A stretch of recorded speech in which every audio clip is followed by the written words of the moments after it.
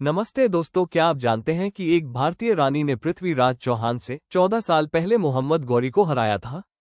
एक ऐसी युवा विधवा रानी जो अपनी गोद में नन्हे बेटे को लेकर युद्ध के मैदान में उतरी और उस समय के सबसे खतरनाक आक्रमणकारियों में से एक मोहम्मद गौरी का सामना किया और उसे भागने पे मजबूर कर दिया था। उसकी कहानी मुख्य रूप से जैन इतिहासकार मेरुतुंगा के प्रबंध चिंतामणि 14वीं सदी चालुक्य शिलालेखों और बाद के ऐतिहासिक संदर्भों से मिलती है। उस महान वीरांगना का नाम है रानी नायकी देवी सोलंकी या नायका देवी, गुजरात के सोलंकी चालुक्य वंश की रानी। गोवा की राजकुमारी से लेकर गुजरात की रक्षक बनने तक की उनकी कहानी साहस, रणनीति और मातृत्व का अनुपम उदाहरण है। रानी नायकी देवी का जन्म गोवा के कदंब वंश में हुआ था।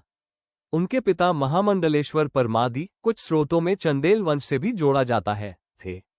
नायकी देवी को राजकुमारियों के जैसे अकेलेपन में नहीं पाला गया था। सूत्र बताते हैं कि वो घुड़सवारी, तीरंदाजी, लड़ाई, हथियार चलाने और राजकाज में माहिर थी। उसके पिता ने पक्का किया कि उसे राजकुमारों को दिया जाने वाला प्रशिक्षण मिले, जो कई राजपूत और सामंती परिवारों में लड़ाई के रीति रिवाजों की झलक थी। ये तैयारी बाद में बहुत जरूरी साबित हुई। समय आने पर उनका विवाह गुजरात के सोलंकी चालुक्य राजा अजयपाल से हुआ।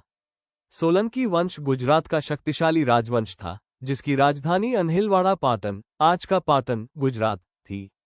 अजयपाल से उनकी शादी एक रणनीतिक गठबंधन था, जिसने चालुक्य के गढ़ और तट या पड़ोसी ताकतों के बीच रिश्ते मजबूत किए।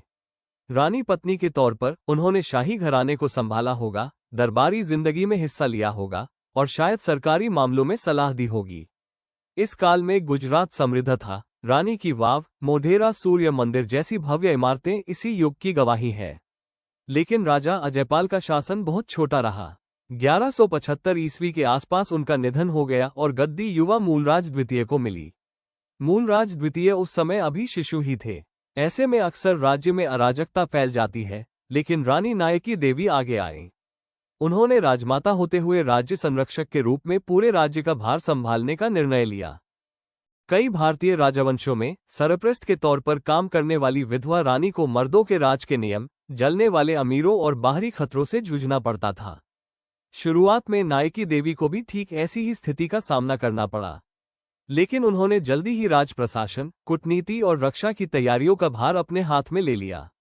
मेरुतुंगा उनकी काबिलियत की तारीफ करते हैं और उनके अलग अलग तरह के कौशल का जिक्र करते हैं। सरप्रसत के तौर पर वो शायद अपने अधिकार का दावा करते समय अनुभवी मंत्रियों, जार्नेलों और जागीरदारों पर निर्भर रहती थी।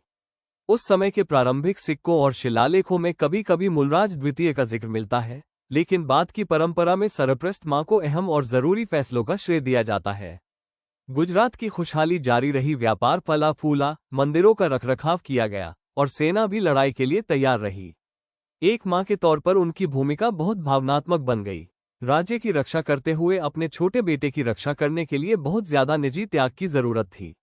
यह मां जैसी सोच का पहलू आने वाले कई लोक परिवहन का केंद्र बना। साल 1170 के दशक के अंत तक उत्तर पश्चिम से एक नया खतरा उभरा।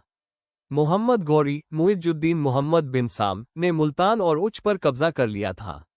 अब उसकी नज़र गुजरात की समृद्धि पर थी। गौरी ने सुना था कि गुजरात पर सिर्फ एक लड़का और एक औरत राज करते हैं। उसने मन में सोच लिया था कि 2 शिशु बच्चों की विधवा मां एक कमजोर रानी साबित होगी। उसने उन्हें पूरी तरह से कम आंका। उसे लगा कि कमजोर नेतृत्व की वजह से अमीर मंदिरों और खुशहाल शहरों को हराना और लूटना आसान हो जाएगा। गौरी की सेना मरुस्थल पार कर अनहिलवाड़ा की ओर बढ़ी। उसने चालुक्य दरबार में घमंड भरा संदेश भेजा कि रानी और राजकुमारों को सौंप दो, सारा सोना दो, नहीं तो पूरा राज्य लूट लेंगे। लेकिन रानी नायकी देवी साधारण राजमाता नहीं थी। उनके जासूस पहले ही खतरे की सूचना दे चुके थे।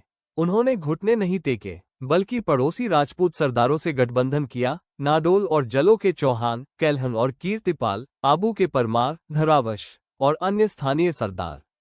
इस तरह एक राजपूत संघ बन गया जो आक्रमणकारी का सामना करने को तैयार था। निर्णायक युद्ध 1178 ईस्वी में कसहराड़ा, जिसे कयादरा, गदरारा घाट या क्यारा भी कहते हैं, में हुआ, जो आज के माउंट आबू की तलहटी में सिरोही जिले में। रानी नायकी देवी ने चतुराई से युद्ध स्थल चुना।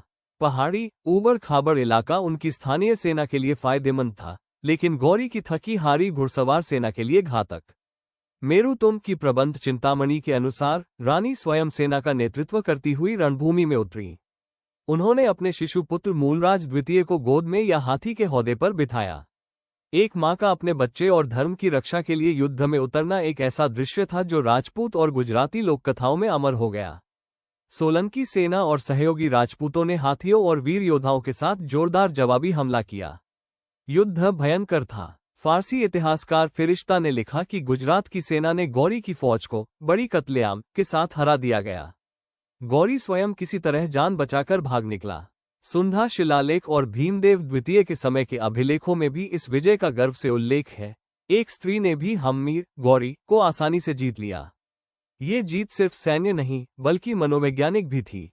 गुजरात की सीमाएं सुरक्षित हो गईं और गौरी ने फिर कभी सोलंकी राज्य पर हमला करने की हिम्मत नहीं की।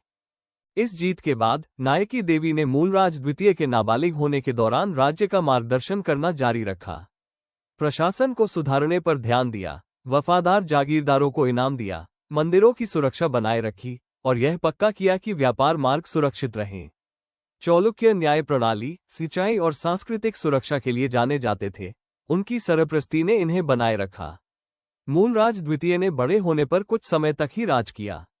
मूलराज द्वितीय के बाद उनके छोटे भाई भीमदेव द्वितीय राजा बने। जैसे जैसे युवा राजा परिपक्व हुए, नायकी देवी का सीधा असर कम हुआ, लेकिन उनकी सफल रक्षा ने एक स्थिर राज्य बनाए रखा। भीमदेव द्वितीय बाद में राजवंश के एक जाने माने शासक बने। इस जीत ने सोलंकी साम्राज्य को मजबूत किया और एकजुट राजपूत विरोध की ताकत को दिखाया। एक मां का अपने बच्चे और धर्म की रक्षा के लिए युद्ध में उतरना एक ऐसा दृश्य था जो राजपूत और गुजराती लोककथाओं में अमर हो गया। लेकिन गुजरात और राजपूत लोक परंपराओं में वे आज भी नारी शक्ति का प्रतीक बनी हुई है। कल से कल तक चैनल की शुरुआत इस उद्देश्य से की गई है कि भारतवर्ष के गौरवशाली इतिहास को याद रखा जाए और वर्तमान में साझा किया जाए, ताकि वर्तमान और आने वाली पीढ़ियों के लिए एक उज्ज्वल और समृद्ध भविष्य का मार्ग प्रशस्त हो सके।